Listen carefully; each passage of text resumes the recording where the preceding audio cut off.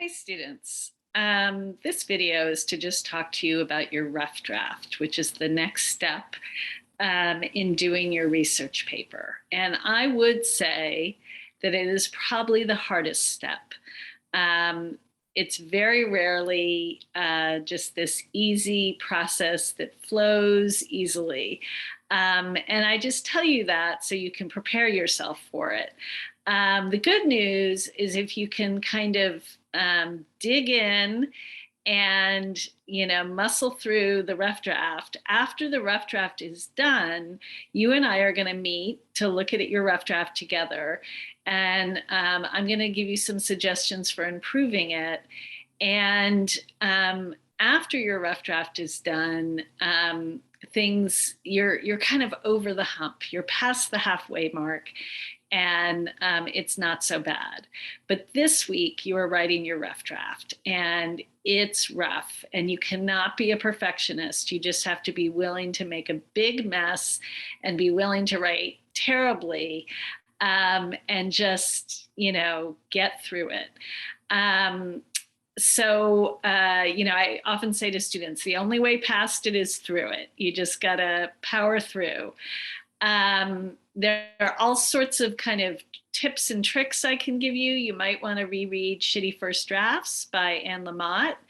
I'm a big fan of the timer method.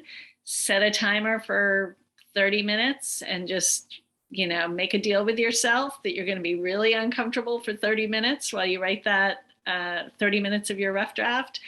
Both of those things might really help you.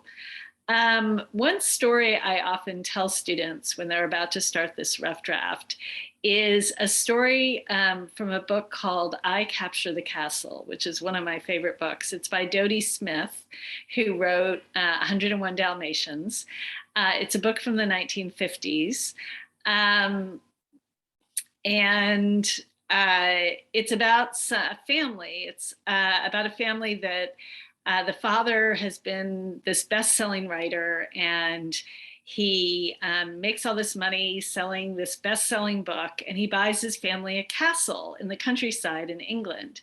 And the family moves out there, and they have 3 kids, 2 teenage girls and a boy who's younger. And one day the father and the mother get into a fight in the garden. And in the middle of the fight, the husband, the father, picks up a knife, and a neighbor sees it. And basically the father is taken to jail because it's seen that he was threatening his wife. And he's in jail for like 5 years. It's this terrible tragedy. And when he gets out, his wife has died, and the family is running out of money, and he can't write. They're running out of money. They're literally growing food in the garden to have food to eat. And he just keeps saying, I can't write, I can't write. He's terribly depressed and guilt-ridden about everything that happened. So then the older sister kind of runs off to London with this guy she falls in love with. But the younger sister and the son, are feeling really desperate about the family situation. So they hatch a plan. And what they do is they lure their father into a dungeon in the castle where they have put a typewriter and paper, and they lock him in there. They trick him. They get him into this dungeon. And then when he's in there, they lock him in, and they say, we're not going to let you out until you've written 50 pages of your next book. And he freaks out and screams at them and all this stuff. They bring him food. He throws the food out the window. He's furious. But then after about, a day of that, they start to hear the typewriter going. And it's going very slowly at first, and then it gets faster and faster. And then at a certain point, they see that he's written 50 pages, and they say, you can come out. We've opened the door. And he says, bring me more food. And he keeps writing. And he writes a new book and makes a lot of money, and the family is saved. And I always tell students that story because I think it's actually a really good picture of writing, that you really do have to put yourself in a dungeon. You really got to lock yourself in there. I think the timer method is a really good way of doing that. I'm going into the dungeon for 30 minutes and I'm just going to write terribly for 30 minutes. I'm going to write my shitty first draft, or maybe 15 minutes. If you do, I don't know, 4 or 5 30-minute sessions, you're going to be pretty close to a complete rough draft, especially if you're not a perfectionist. You need to include quotes and in-text citations and all that kind of stuff.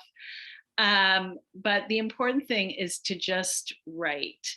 And if you don't follow your outline and things go off in a different direction, that can be fine. You can fix that up later. You can reorganize things later. Oh, there's my phone going off. But the point is, power through this step. It's painful, it's hard, but once you get through it, the rest of finishing up this essay will be easier. Let me know if you have any questions.